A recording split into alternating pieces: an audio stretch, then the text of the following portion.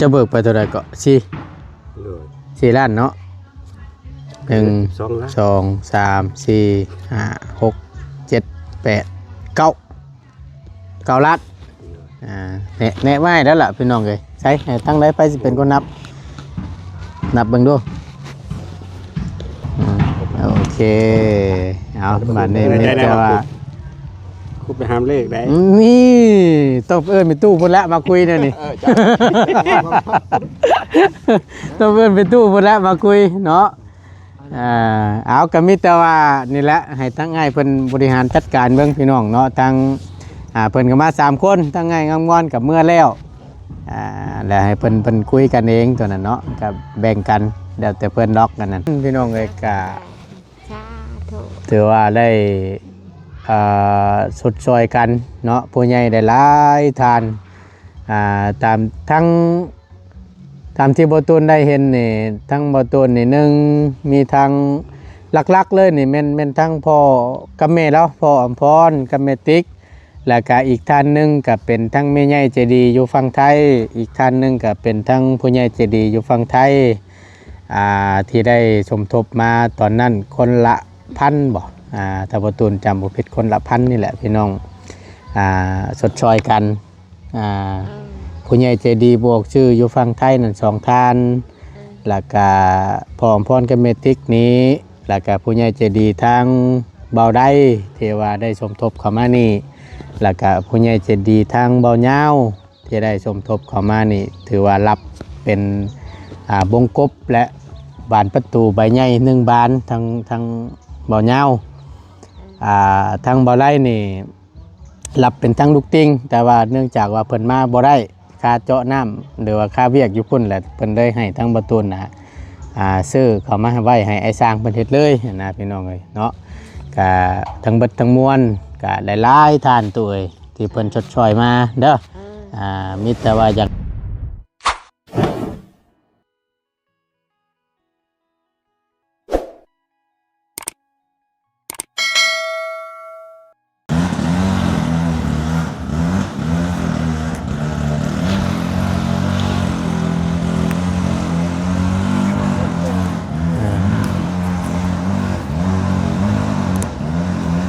นี่แหละคือเห็ดได้เมื่อวานนี่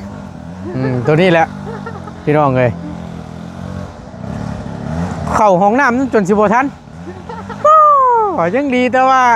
ออกวิทย์บ้านนอกกื้อเพิ่นพี่น้องกินมาชมมะขามพี่น้องกินชมมะขามเลยก็กินน้ำตามบ้านนี้มันดดปาโต้น่ะก็ได้ว่าเอ้าตายก็คักบ้านนี้ว่ะหักแต่ก็เช่นได้ใช่พี่น้องเลยช่วงมันยามมันเนาะช่วงนี้ก็แม่นมะขามเริ่มสุกแล้วจังหน่อยก็แม่นเกี่ยวเก็บเกี่ยวมะขามแล้วแก้มะขามคายแล้วเคยอยู่บ่คืออยู่ในบ้านนี่เพิ่นมาซื้อมะขามบอกไปขายอยู่นอกบ่โลเท่าไรเพิ่นขายอยู่แพงชูชีกับเข่าพุ่นดีบุรีแพงกว่าเข่าซั่นบ่จ๊ะ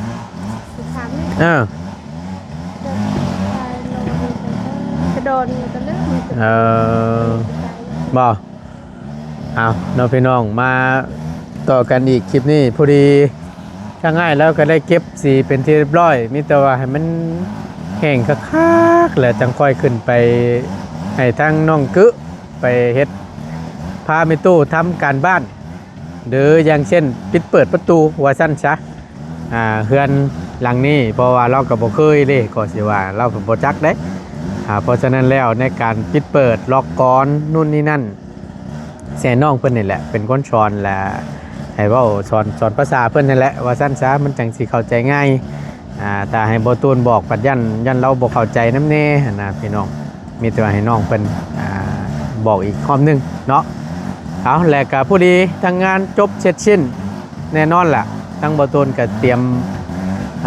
ค่าสร้างเตรียมสิไว้จ่ายให้ทั้งให้สร้างเฮาเนาะ3คนที่ว่ายังข้างอยู่รอบก่อนนั่นแหละทั้งเบิดทั้งมวลมัน13ล้านแต่เพิ่นเบิกไปแล้ว4ล้านยังเหลือ9แม่นบ่คืองงทางนั้นพี่น้อง 9 บวก 4 เป็นโอ้ยเนาะเมื่อยน้ำเดเอาก็ยังเดืออยู่9 ล้านพี่น้องเนาะกับพอดีทั้งบ่ตนก็สิได้มอบหมายให้ทั้งง่ายแล้วละบาทนี่แล้วตัวพอดีแหละเนาะเอาก่อนอื่นพี่น้องเอ้ยกราบสบายดีและสวัสดีเด้อพี่น้องเด้อสบายดีเปิดสุขุสุคนเนาะพบเจอกันผูกเก็บภาพอยู่ทั้งนั้นก็ได้ถือว่าเสียเป็นตัวอย่างในเล่นนะขากว่า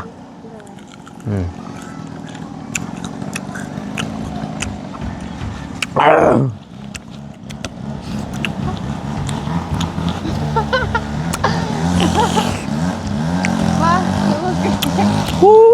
จมได้อุ้ยขอโทษขออภัยรายพี่น้องกันชมไปดิถ้าเปิดใน IC มันนั่นแหละ IC มันหนอกเนี่ยมันนั่นก่อนเพราะว่าเก็บสีเก็บยางแล้วนะใช่ไหมทางนี้น้ำเนยโอ้ใส่พี่น้องคนเบิ่งกระคักนี่เด้อคือเด้อตอบกับแสงแดดแบบนี้หุ่มที่เฮ้ยคักก็ดีเนาะต้องเนาะเสียลายแต่บ่ได้ขึ้นไปเทิงนั่นแหละพี่น้องมีแต่ว่าถ่ายมันแห้งก่อนทางบ่ตุนใจมันแห้งก่อนเดี๋ยวจังงั้นพาพี่พาน้องขึ้นไปเบิ่งอีกรอบนึง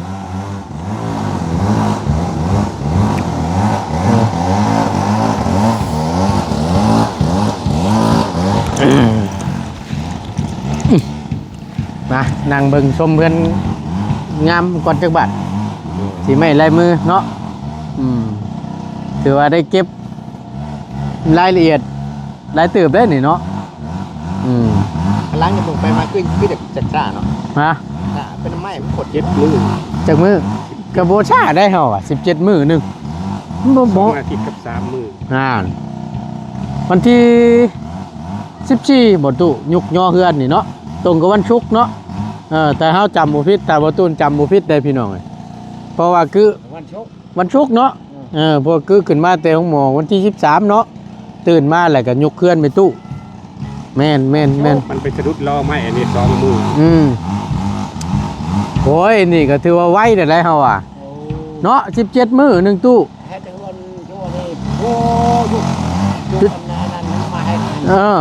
วันมวยจนลืมที่ตู้จนลืมจำแน่ลืมสบายดีพี่น้องสบายดีเด้อสบายดีพี่น้องอีกรอบนึงโดยเอาเสียงกระสีลังเนี่ยเด้อพี่น้องเด้อผู้ที่เพิ่นตัดไม้น้ำแน่ทั้งนั้นก็ได้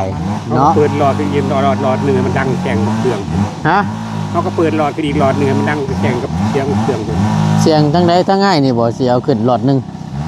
เอาเว้าให้มันเสียงลังงำกับเสียงตัดไม้หั่นนะบ่ดังบ่ได้ให้เว้าลังๆเอาบ่บอกเพิ่นอย่าตู้บ่เป็นหยังบ่เป็นเชื่อดังๆก็ดอกเยี่ยมเสียงเอาได้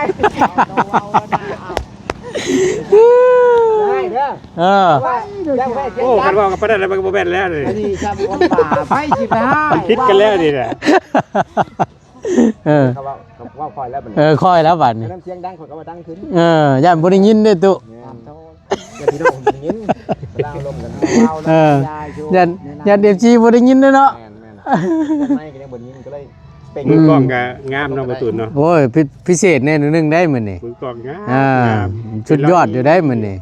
เฮ็ดเปียนิบคงนิบข้างได้ของเด็บในโอ้โก้ยบ่ได้ธรรมดาจังดิแซวมือกล้องก็เฮ็ดกินอยู่ว่าแล้วคือนี่เนาะเดี๋ยวซึ่งมื้อสิให้เก้าผมมึงอยู่นี่ฮะมัดเก้าผมขึ้นให้เป็นจุกให้มันตรงมันกดเก้าผมเด็บบ่ได้ฮะเก้าผมได้ เอาเก้าผมแบบเก้าขึ้นมาเก้าผมขึ้นคือเป็นคนเข่าผ้าฟันนี่ได้กับมื้อเช้านี่เป็นแม่มดบ่มื้อเช้านี่แม่มดมื้อเช้านี่ขี่ไม่กวาดบ่ขี่ไม่กวาดมาได้แห้งเด้อเขาบ่ขี่แล้วไปกวาดเขาขี่รถแล้วเพิ่นเปลี่ยนอะไร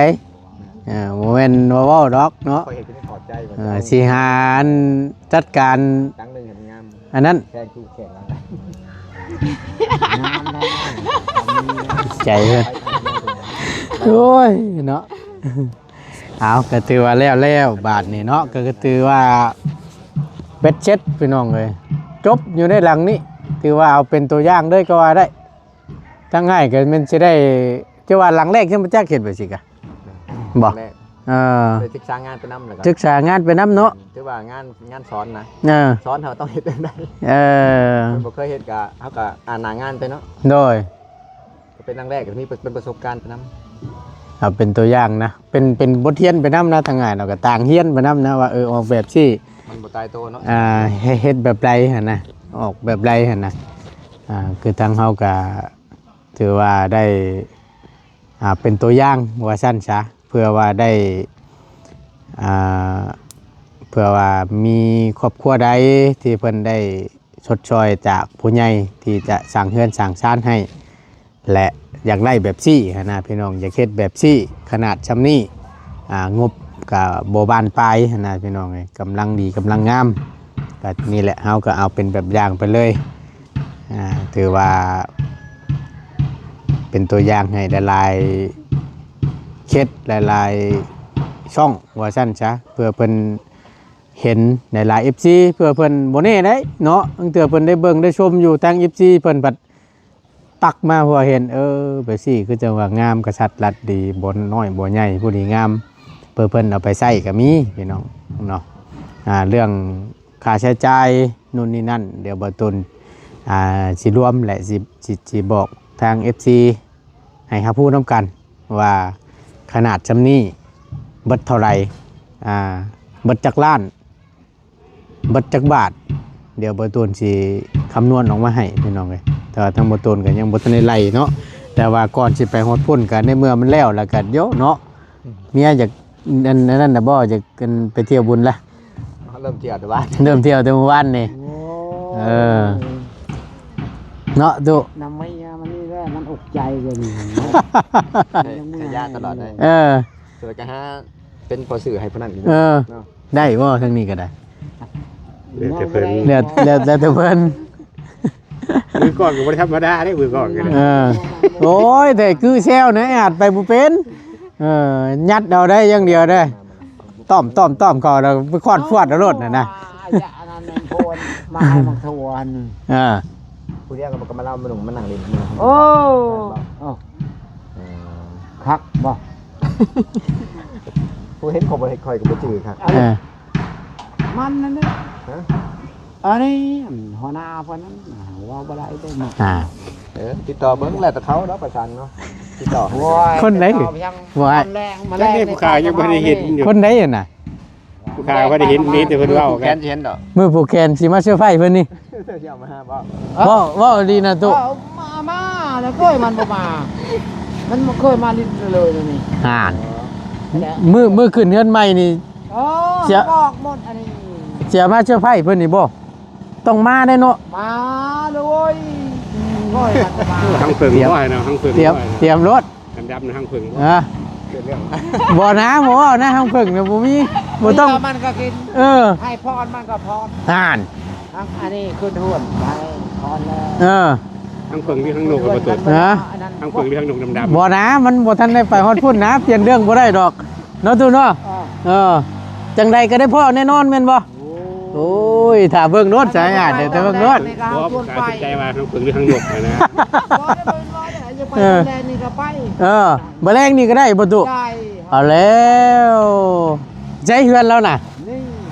เวียนจะเฮือนคอยอันนี้เด้นางจะไปเรียนเด้ บ่กลับไปดินบ่แรงนี่ก็พ่อเนาะ ได้ เอาแล้วพิจารณารถ นะ นะ ประตูทั้งนกนะ ไอ้ต้องการแล้วก็เรื่องของมันเจ้าก็เฮ็ดเลยเอามือ บ่อะไรต้องคุยให้มันชุดได้เจ้าสิไปเปลี่ยนเรื่องบ่ได้ได้ บ่ได้บ่ได้ เนาะตุเนาะนี่ บ่เรื่องของมันเจ้าไปดินไปแอนน้ำมันนั้น เมื่อวานแล้วประมาณเวลามือมันผูกแขนนั่น5,000 6,000ก็โตย้ายมันก็เรื่องของโตผูกแขนมันเท่าไหร่ก็เรื่องของโตโอ้ยังของโต แล้วก็พอแล้ว หาเรื่องแหละเดี๋ยวนี้ กันเอาชวนไปแล้วไม่มีไฟนี่ฮะว่าขึ้นดินน้ำ ทั้งหมดบ่เนาะดำ เปลี่ยน หมดบ่ได้ดับ เปลี่ยนเรื่องก็บอกจักเทื่อเราว่าทั้งไอ้อาดว่าโอ้ยเนาะ ก็เลยหางนก เออ ไปเป็นไทย เขาบอกอะไรถึงเราบอก อาดเราบ่ได้ยอมได้เราบอกความจริงเนาะตัวเนาะ แต่ความจริงไม่ เออ ไป แม่นความ ลูกแต่นอนนะเอามายาก อืม โอ้ยเฮาเงินเชียงปากเฮาให้เขาลูกรถกูบัตรเลย บ่ เขาจะดื้อจำได้ อันดีเอาแนวสำคัญจังที่แล้วก็ แต่บนได้ก็นอนที่ พิจารณาเบิ่งเด้อบ่แรงเด้อ แล้วโน่ ยันนอนบ่รับอยู่นี่พี่น้องเอ้ยพอแห้งแล้วเจอคือเซลไปเบิ่งหนึงนี่ยังเติมหนึงแหละ เจอประตูเซลให้อีกบาทนี่ป้าต สองคาเชียร์สองคาเชียร์ ซองคาเซียใส่เพิ่นผู้เดียวคักเนี่ยนี่ ไปลืมนำเราหันเรา ก็อยู่กับไผ่เรานะ โอ้ย ก็อยู่กับไผ่ พอดีเอาร้อนเหรอ พอดีแล้วมันมาอยู่ เอาเลยลูกไผ่ โอ้โก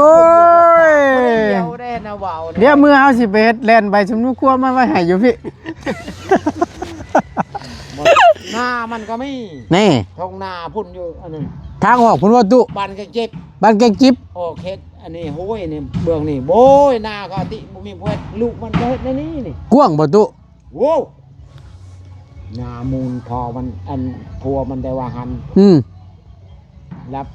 ฉี่5 เฮกตาร์นี่แหละ ปอ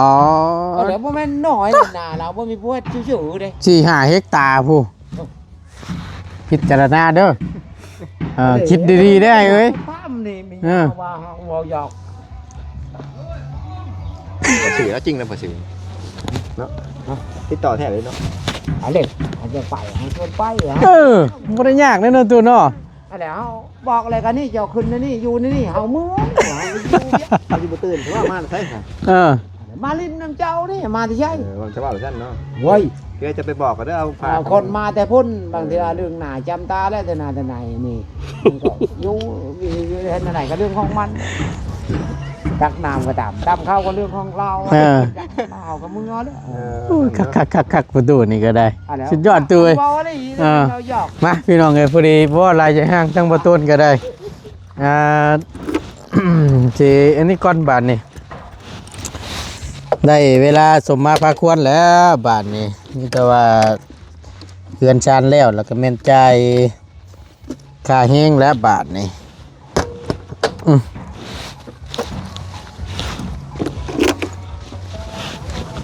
เสียงเพลงอุ้ยอยู่หน่อยเนาะพอแห้งแล้วอันนี้จ่ายได้อันนี้โอเคอึ๊บจะเบิกไปเท่าไหร่ก็4 ล้านเนาะ1 2 3 4 5 6 7 8 9 ล้านแน่ไว้แล้วล่ะพี่น้องเอ้ยใช้ให้ตั้งได้ไปสิเป็นคนนับเบิ่งดู โอ้ตามยี่เต้า นับซอยได้ป่ะ บุ้ยบอเลย ไม่นับซอยอีก ไปยี่เต้า หวานได้ เรื่อยๆขายไปเรื่อยๆขาดไปนี่ ขาด นับได้หน่อยมันขาด นับไปเยียว3 เถื่อ นับ นับ มันนับ โอ้บ่ได้ได้ให้นั่นตัวนั้นเฮงเดือยเฮาได้ตัวน่ะ นับเลย อะไรอ๋อได้น่ะ แจ้งเจ้า อย่าไปกระแจงชัวป่าบารูเรียล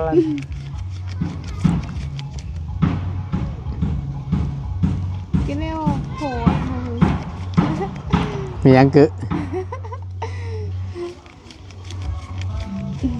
ว่าเรื่องผัวบ่ โผล่ใส่ ยันวะเนาะ บ่มา ยังขี่ไม่กวาดอยู่เนาะคือเนาะ ตั้งให้เที่ยงให้มันแจ้ง นี่ แม่นความประตูตั้งให้ถึงเที่ยงกล้องนั่นน่ะ ท่านบ่แม่ อย่าให้มันเอียงใช่เอียงขัว FC สิลายตาขอบไว้โอเคเอาบัดนี้มีแต่ว่า คุไปหามเลขได้ นี่ต้องเอิ้นไปตู้พุ่นละมาคุยเนี่ยนี่ ต้องเอิ้นไปตู้พุ่นละมาคุยเนาะเอาก็มีแต่ว่านี่แหละให้ทั้งง่ายเพิ่นบริหารจัดการเบิ่งพี่น้องเนาะทั้งเพิ่นก็มา3 คนทั้งง่ายงามงอนกับเมื่อแล้วแล้วให้เพิ่นคุยกันเองตัวนั้นเนาะก็แบ่งกันแล้วแต่เพิ่นล็อกกันนั่นก็มีแต่ว่านั่นแหละจบงานในชุดนี้แล้วก็แม่น พุ่นละบาทนี้ภาคห้านค้าคือต่อบาทนี้ โดย จักสิจักมื้อกัน ท่านค่าคือนี่มันใหญ่โพดมันใหญ่ก็สิประมาณ3 อาทิตย์ อืม บ่ถูกกว่าเฮ็ดอันนี้รั่วได้โอ้อันนี้มันบ่ฮอดชาวอาทิตย์ได้อันนี้ได้นะชาวอาทิตย์บ่ถูก ตารางประตู ก็จังว่าตัวนั้นเนาะพอดีทั้งบุญตุนก็ได้จัดแจงมาไว้ให้อ้ายแล้วแหละพูดแล้วทั้งนี้ปุ๊บไปต่อพุ่นครบไม้ครบตอกถ่าเลยหั่นน่ะพี่น้องเสานี่บุญตุนก็ได้สั่งให้ทั้งเพิ่นหามาไว้ให้แล้วแม่นต่อเลยนะเพื่อเป็นการบ่เสียเวลาเรื่องมันพอบ่พอนี่ทั้งบุญตุนก็บอกได้เลยว่ายังขาดอยู่พี่น้องเอ้ยเรื่องงบเป็ดห้านค่าน้องคือเพิ่นนี่ก็ได้ซำใดก็จังว่ากันมีแต่ว่าคำว่ามันเบิดงบเลยมันตั้งโค้งขึ้นเบิดแล้วก็พอเอาบัตรมุ้ง ผ้าบัดมุงชื่อไผหญ้ามาใส่จบ อะไร2 อัดเข้าไปเนาะ พอแล้วจำนั้นก็ได้เฮ็ดได้หลายไปตามงบมันแหละ ลมพัดวูพุ่นวูพี่ฮุบเพิ่นฮุบถึงนี่ ยามัน ปล่อยเป็นปล่อยไปอ่ะ โดย พี่ได้พักได้พาครั้งหนึงพี่ได้พาอีกครั้งหนึง แม่น 4 ปี 4 ครั้งแล้ว เรียบร้อยได้เนาะ เอาเสร็จดีทางเมตู้ห้าบาทนี่เนาะก็ยังให้เพิ่นเอิ้นเพิ่นมาขอบคุณทั้งพ่อช่างทั้งเงินผู้ใหญ่ใจดีเพิ่นนี่แหละพี่น้องเอ้ยเนาะก็ถือว่าทั้งไงสร้างเฮาก็ทุ่มเทสุดกำลังแล้วถือว่าเต็มที่ว่าซั่นซะได้ออกมาเป็นอะไรกึโอ้ยเนาะมือปืนเท่านี่ก็ได้ นั่งให้มันเจ็บเนาะ เอาจังซี่สามีแต่ว่าอันเบิ้งไอ้สิเบิ้งให้มาโอ้ยมือปืนนี่ก็ได้โก้อยู่มันเป็นอะไรเดี๋ยวนี้ตายคักลุกก็บ่ได้บาทนี่โอ้ยโอ้ยก็กันประดิษฐ์ โอ้ย ประดิษฐ์ไม่กันนะ เกือบแล้วนี่มันไม่บ่ตีตาไอ้จ้างเขา นั่งมาจ้าแล้วมันจะหมดเจ็บ คักแน่นี่คือเอามาสิตั้งให้ก็ได้มาโอเคเอามีแต่ว่าคุมเบิ่งนี่ยันลมพัดเนาะเอามาเบิ่งน้ำให้อ้ายนี่เด้ออย่ามันดมเอามายับมาใกล้ๆพี่กันเคียงข้างกัน มาพี่ก็ได้มา มาเป็นนั่งพี่มาตู้นั่งนี่ก็ได้มา แต่ต้องก็ได้ กึม ไปโป๊ด นั่นแหละเยี่ยม ไปโป๊ด นางโดดด้วยนางโดดนางใส่ก็นางโดดเนาะข้างๆก็ได้ดอกเฮาน่ะบ่เป็นหยังเห็นเบิดอยู่บ่โอ้ตายคักๆบานนี่ตายคักๆ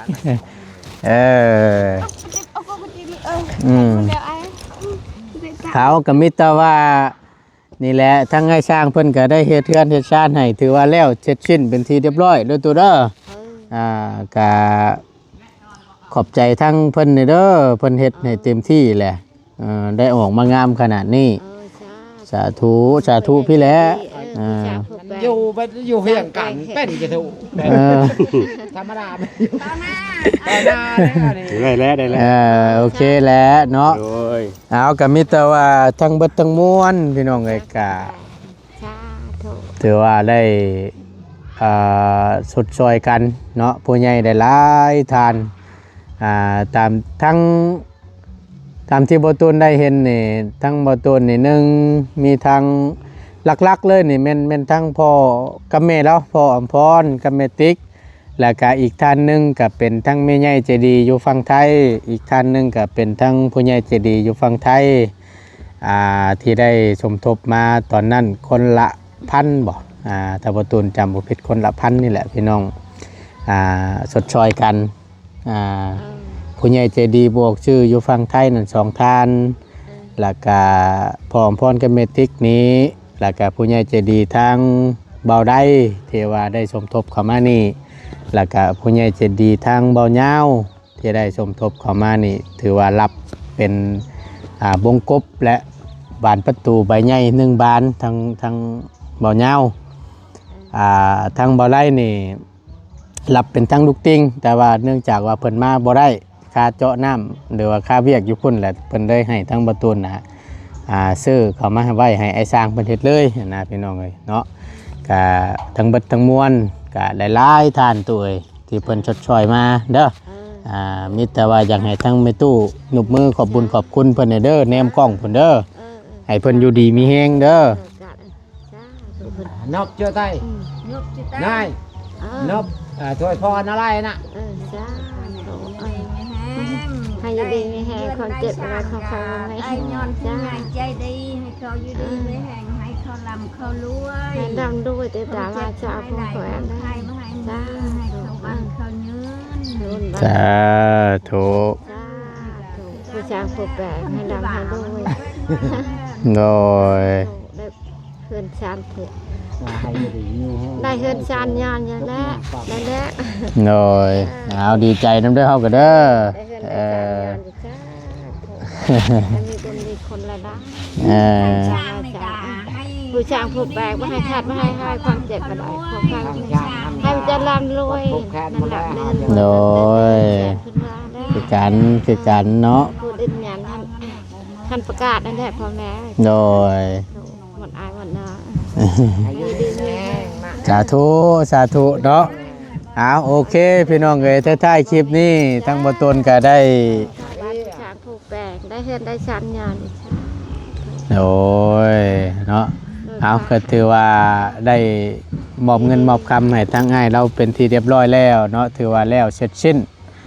ในการสร้างเฮือนในตู้นี้เนาะก็ถือว่าจบภารกิจละบาทนี้พี่น้องเอ้ยถือว่าไปต่ออยู่หั่นค่าน้องคือเฮาบาทนี้เนาะทั้งง่ายสร้างเราก็ได้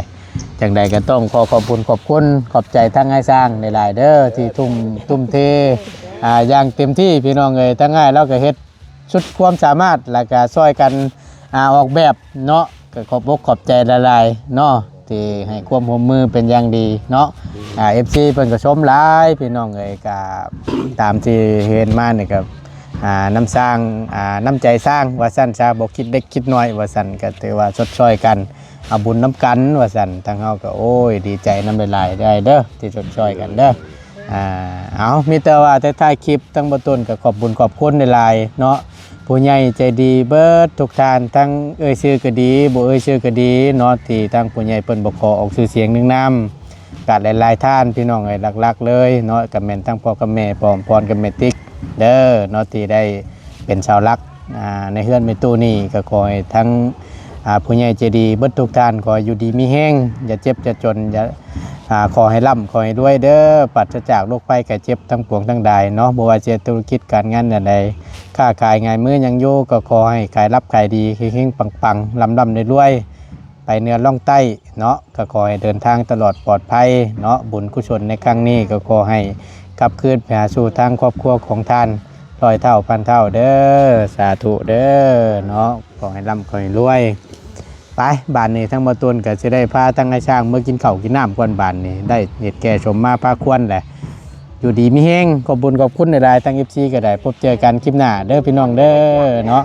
สบายดีเด้อเนาะโดย